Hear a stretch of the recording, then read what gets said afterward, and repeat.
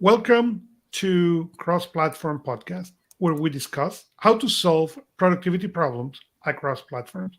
I am Augusto Pinot, And I'm Art Gelwicks. and today we're talking about consuming written content. So, all yours. Well, I wanted to bring this topic up because I think it's one of the areas where tech can help us the most. Mhm.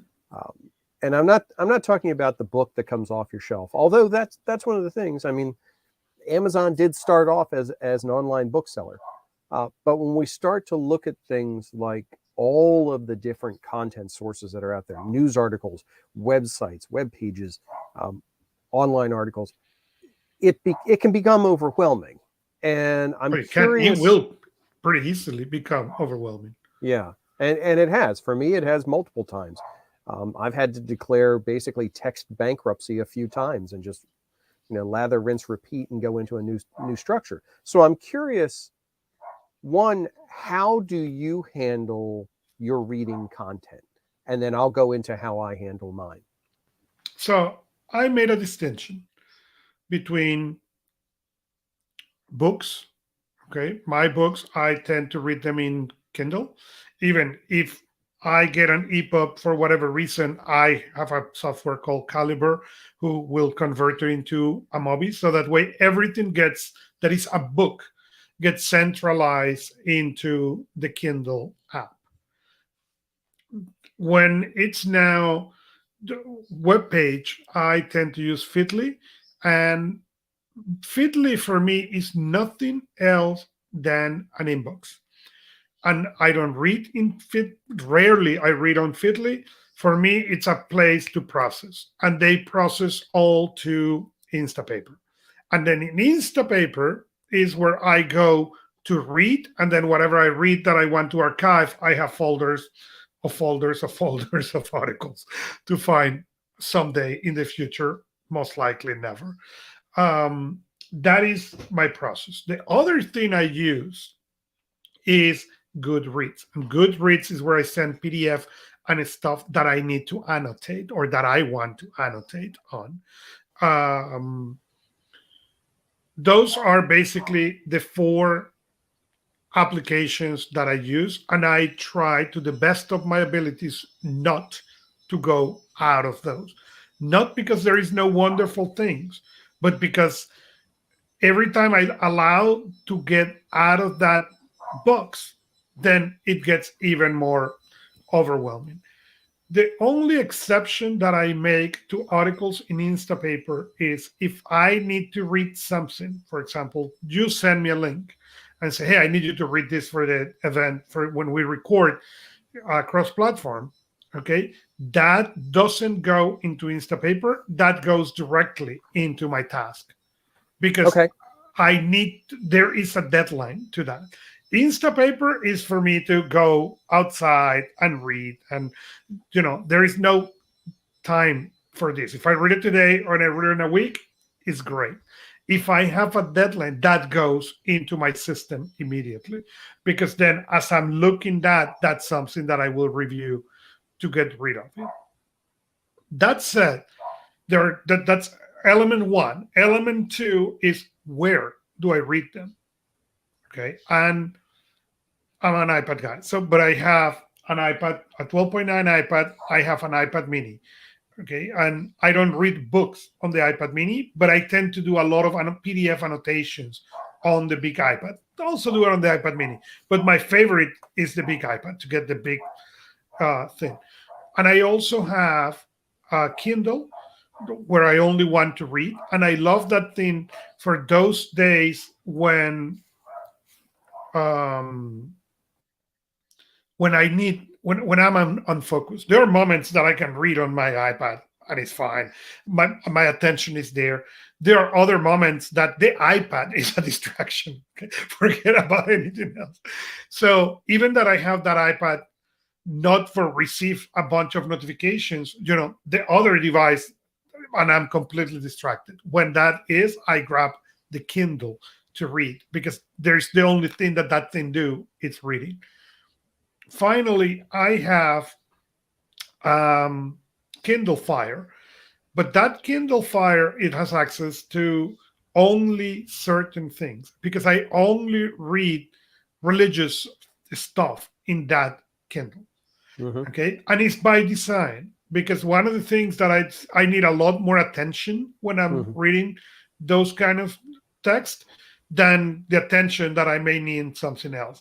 Therefore, it's really useful for me to have a device that only contains that. And I think I pay $39 for the Kindle, Hmm. so it was fantastic for that. And that's the only thing it contains. The other thing, when I go to mass, I'm comfortable bringing that device with me because again, I'm a little kid, so don't give me the candy and don't ask me to eat it. I will eat the candy if you put it in front of me. But Hmm. having that device that only contains those, I don't feel guilty if I open it and to search something in mass or to read, those kind of things. So that device has been a great addition to my collection. Yeah, I have somewhere around here. I have one of the original Kindles, the e-ink ones. It doesn't even have a keyboard on it. It just has like a 4-directional pad and like 4 Right. buttons. And for reading, just pure reading, focused, no other nonsense, it's a perfect device for it. It's a nice size. It's very lightweight. The only thing you don't do is use it in a low light circumstance. It has to have a back or a light source because it's not even backlit. But that said, that's not my primary methods of capturing and consuming content. I use Feedly also to find content. I also use Google News. I use a lot of different just general sources. So it But do became you read from those sources well, or no, and you this is where it became the challenge. Um, because what I'll do is I'll do an initial like first 5 seconds, look at it and say, oh, yep, I probably want to read this. And I'm not going to read it there. That's the first thing. Up until a few years ago, everything would then be sent over to either something like Pocket or Instapaper. So it would process it there, and then I could go back and I could read it there. But I discovered I was having a problem with digital hoarding. I would just gather content that way and never actually go back and consume it. And once I consumed it, I had no real way to put it to use after that. So I'm okay. like, this isn't really going to work. And I, where it struck home with me was the day I opened Paper and Instapaper and Pocket at the same time and found the same article in both. I'm like, well, this is just silly. Apparently, I've done this to myself multiple times. So I had to figure out an alternative way to do it. Now, before I get into my solution, my consumption devices, primary consumption devices, are either my tablet or in most cases, my phone. Because I have a fairly large phone. I've got a Note 20 Ultra. It's not that much smaller than my Kindle. So it makes a good paperback size. It's like a small paperback book in dimension. A good size to be able to read a fair amount of content, as long as it's good, clear textual content. So I had to find a way that I was going to be able to capture that text information into a place that I could then go back and read it. But then I realized if I truly wanted it to be useful, I had to do more than just read it. I had to be able to categorize it. I had to be able to tag it and mark it up and add my own notes to it and turn it into something much more contextual. So what I started doing on Android and on the desktop, I use the Notion plugin for Chrome. And what that allows me to do is any web page I'm looking at, I can go up and click on the Notion plugin and say, what's the title of this page and where do I want this to be put inside of Notion? And I have a database in Notion called To Read. And that's all it is. What the plugin does, though, is it reads all the text off the page. It does the same thing that Instapaper and Pocket does. Reads the whole thing, grabs images, grabs text, everything, puts it into and creates a Notion page for me in my To Read database. It works the same way on Android. The Android share function allows me to look at a web page, say, oh, okay, I want to read this later, and use the share to Notion to the ToRead database. Because this is going into a database, now I have the ability to add additional data to every article that I'm capturing. I can mark when I read it. I can mark what its core topics were. I can literally add in notes as to what its summary of what I think the content was. I can highlight the text by using the Notion colors. I have all of that capability right there at my fingertips, but I can then work with all that content as if it were data. I can say, show me all the articles about e-ink readers, Right. and easily go through and find that. Now, I could do it through a search, but because I can stack different criteria, I can say, show me all the e-ink reader articles from the past 30 days, or ones that I have rated the article a 5 or something, whatever my criteria is. Correct. So I've found it's really, really been useful. And the second part that has made it even more useful is one of the Notion features, which is the ability to called to link to page, which means that if I'm working anywhere else in Notion, maybe I'm working on a project for a client, and I'm like, oh, wait, I remember reading an article about single sign-on security that's really relevant to this. I can do a link to page and link to that article that lives in Notion. So now I have that cross connect. So if you've heard of tools like Obsidian, where they allow you to create basically Correct. these dynamic maps, I've started to be able to do that using my reading content. And I've found that's really been a game changer for me in gathering content that I find useful rather than just accumulating content. So let me ask this. Mhm. We're talking about a lot of extraneous content gathering. If somebody is going through and they're saying, hey, how do I get this under control for myself? I mean, we both talked about two very different approaches to this. What would you recommend to somebody as a starting place for trying to get their reading under control? Well, I think there are two things to understand. One is, where do you live?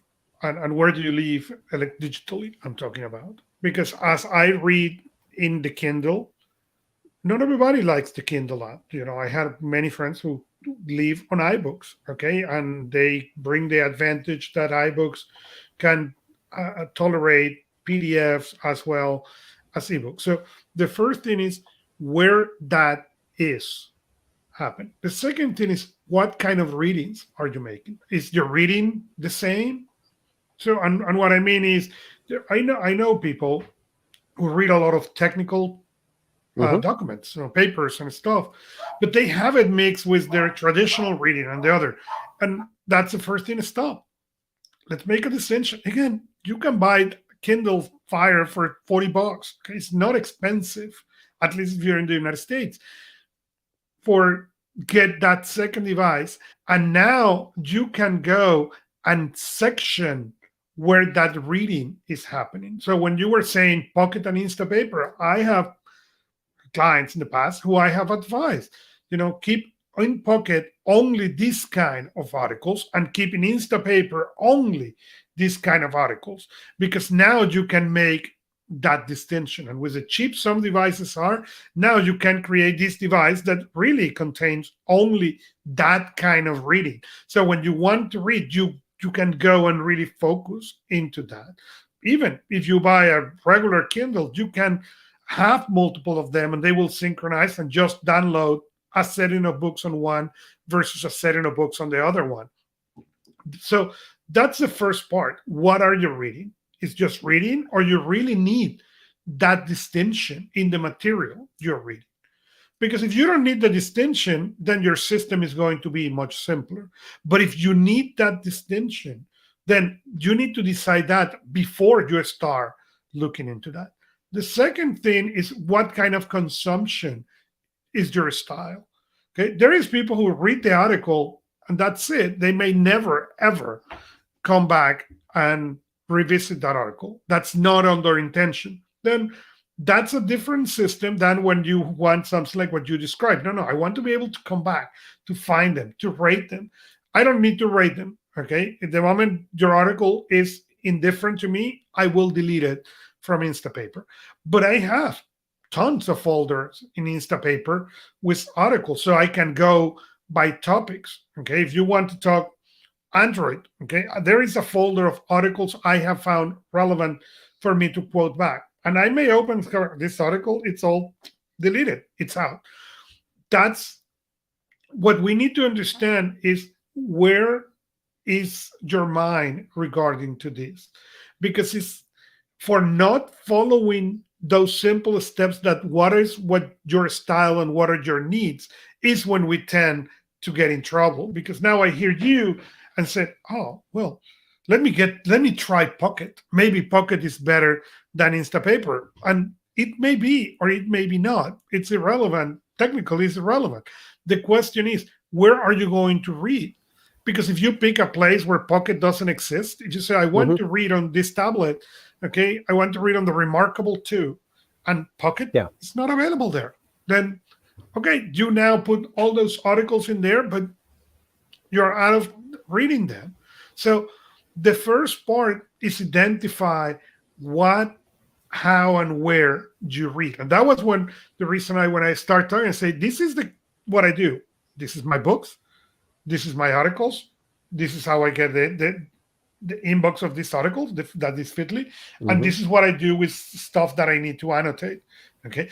Those first bucket was the first thing I defined. Then was, okay, what I do with this material. Okay. And that's the reason that Kindle Fire came to the story. Why? Because I want only to grab that device to read certain particular technical things. Okay. So I only grab it, and the only content in that device is that. So if I carry that device, even it's funny because I have kids, and my kids see me reading there. They know exactly what I'm reading.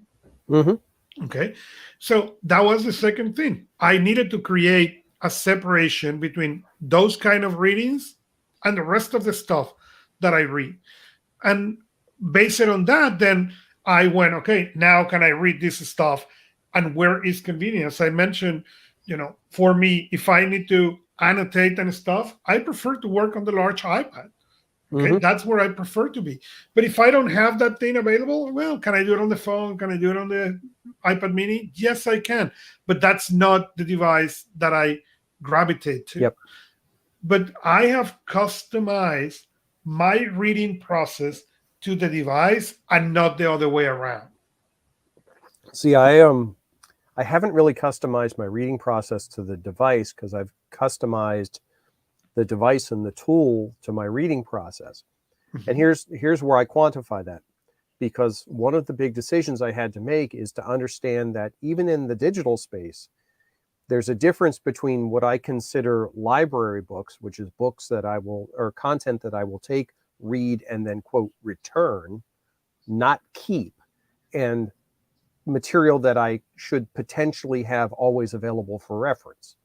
That's a big dividing line. And that was one of the clutter problems I had, is that everything in Pocket and in Instapaper was getting flagged as, well, I could keep it. It has no weight. Right. It's not tying up any space. Until I realized there literally were thousands of articles in there that I don't remember reading, and I know I've read multiple times. So obviously there was no impact from them. A better example of that is I subscribe to Kindle Unlimited, which is Amazon's, it's kind of like a book club type of thing. They have a collection of books, a very large collection, that you can get as part of a base fee. I think it's like $9.95 a month or something like that. And you can have up to 20 of them borrowed at any given time. It's either 20 or 10, maybe 10. But anyway, doesn't matter.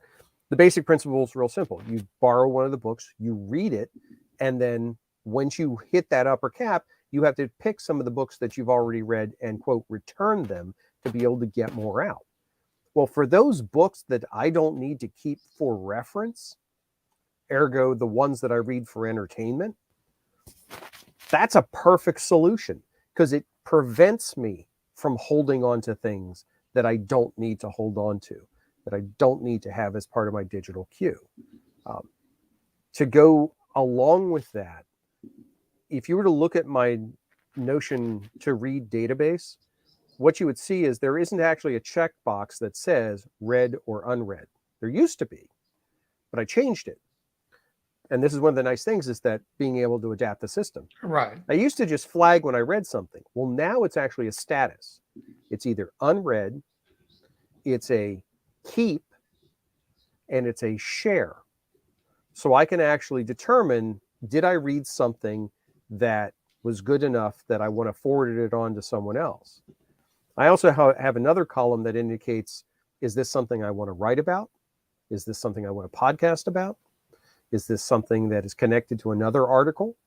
Because I have the ability to actually link to other articles, so I can create this. It's not quite a Zettelkasten mindset, but it's very close with that content. Because again, one of the things we've talked about in numerous different shows is it's best not to try and keep it between your ears. It's important to understand that you have that information somewhere in your system and be able to go get it when you need it. It's not perfect by any stretch, but the fact that it continues to be able to be evolved, I have found has been most useful for me. So when it comes to reading, I'm going to ask you the eternal question: do you read it in dark mode or not? I read a lot in dark mode. There are two reasons for that. One is because I would love to continue married and alive. There you go.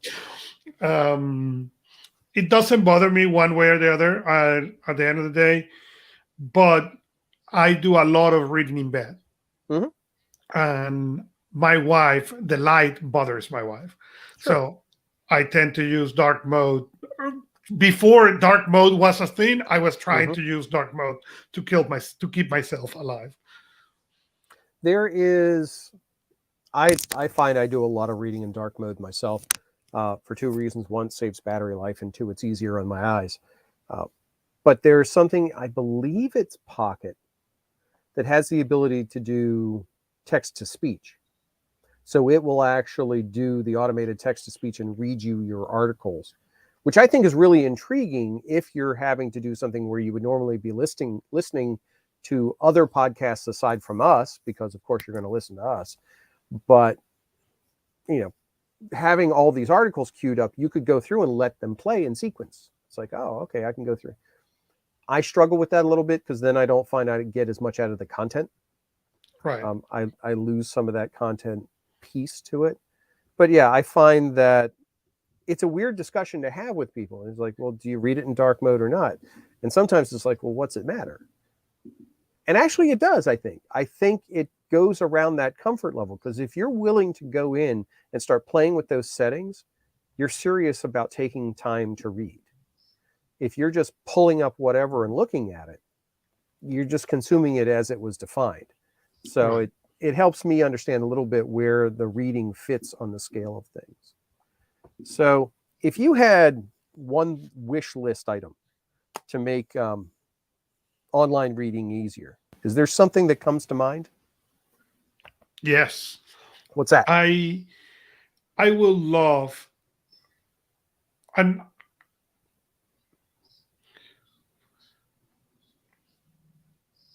Those of you watching, he's thinking. he's thinking, sorry, yes, this is terrible. Because you asked me a question and I had an answer, but as I had a question, the answer came to me, and it's how to continue segregating this. And as I was asking that question, I said, well, I can convert the books, but just this kind of books on ebooks, and then I have it in different places. So I answered my own question before I asked the question. But I would love to be much easier, and the collaboration is getting easier when I keep in iOS. But well, the iOS are a little bit more expensive. I would love to add, more Kindles that are $39 instead of $400 to my collection to split my reading in better ways, because that has really been invaluable for me. Go and really segregate device. And that was a dream. I remember when the first, I began reading ebooks before the Kindle because I used to travel a lot. So carry books, it's painful. I tend to read 52 books plus a year. So, carrying, you're going for a trip for a week and then carrying a book and the backup, it's Mhm. heavy. Okay. Plus all the technology I used to carry at the time. So it was better for me to read on the Palm Pilot. So when the first Kindle came, I say, wow, it will be really nice that these days these devices are so cheap that you can have multiples of them and have it. And we are there. They are that cheap. It's 40 Mhm. bucks. Yeah, it's But definitely gotten. Actually, just to add to it, right now I'm looking at it. You can get the 7-inch Fire tablet, which is the 2019 release, mhm, 16 gig, for $7 a month for 5 months. yeah, I mean, 35 bucks. that's just to me, Yeah. that's just mind-boggling. Why would you do otherwise? Because it's not just an e-reader. It's actually a tablet. It's granted, it's a fairly anemic tablet, but it's a tablet. It is an anemic tablet, but I told you I used that for a specific. I bought exactly Mhm. that one for that specific reason. I don't need it fast. I don't need it powerful. I needed to be able to download certain apps that goes with my reading and certain books that I only want to have in there. And for that, it works incredibly well. And the battery is not great, but I don't care. I'm not reading 20 hours. I'm not doing heavy things. Again, I'm just reading into that thing. For that, it works incredibly well. Where I think is also interesting that this is heading is when you think about foldables, specifically like the Galaxy Fold 3, that you can fold it open into a mini tablet, and now it's a much more usable reader. Granted, it's very expensive device to be a reader, They but are again, still it's an expensive. opportunity. Yeah, I it's would love to get the Surface. the Surface Duo would be a perfect example, and that's actually pretty much the size of a paperback book. I think it'll be interesting to see if some manufacturers start to say, "Hey, maybe we should make foldable e-readers. Maybe there's a market for that." I don't know. I don't know if we'll As the see that or foldable not. technology may be getting there, that will be interesting. I will be even more interested in to see Amazon doing or embracing the e-technology Mhm. and doing handwriting into the Kindle devices. Right. That I think will be Yeah, awesome. I think you're absolutely right. So, obviously, consuming written content, digital format, is a cross-platform thing because you can do it pretty much on any device you want, Anyway, however you want. The most important thing I think that we've outlined from the beginning, just to restate, is think about what you're consuming, how you're consuming it, and what do you want to do with it afterwards, and let that dictate your devices and your software and your approach. yeah, and and we add to the end towards the end. Where do you read? Mhm. As I yeah, I can read anywhere. Okay, and I carry a device that will have that content anywhere. But where is my favorite place to read? That's the bed. And even there are days, yes, I work at home. And there are days that I say, oh, I have 20 minutes. And reading is one of those things that are for me an stress deterrent. So I use it for that too. And there are moments in the middle of the day that I will grab my tablet and sit in my bed for 15 minutes to read because Mhm. I like reading in bed. It's a place that I really enjoy reading. So understand that so you can adopt that, how you enjoy consuming that content to the to how the device work and what device you pick for do that instead of the other way around. Do that means I cannot read on my phone? No. Sometimes I only carry the phone and I will be Mhm. able to read the Kindle. But that doesn't mean that that is my favorite way to do it. It is not, particularly in my case. You're going to find one that works for you or a couple that work for you and do them. But I highly encourage, no matter what, find a way, because not all content is best consumed through a YouTube video or through an Audible audiobook. Yep. Sometimes you just need to see the words. Yep. So follow us where you like to listen to podcasts, like us or subscribe to us and leave us a review. You can also interact with us in personalproductivity.club. We're Augusto Pinot and Argel Weeks, and see you next time.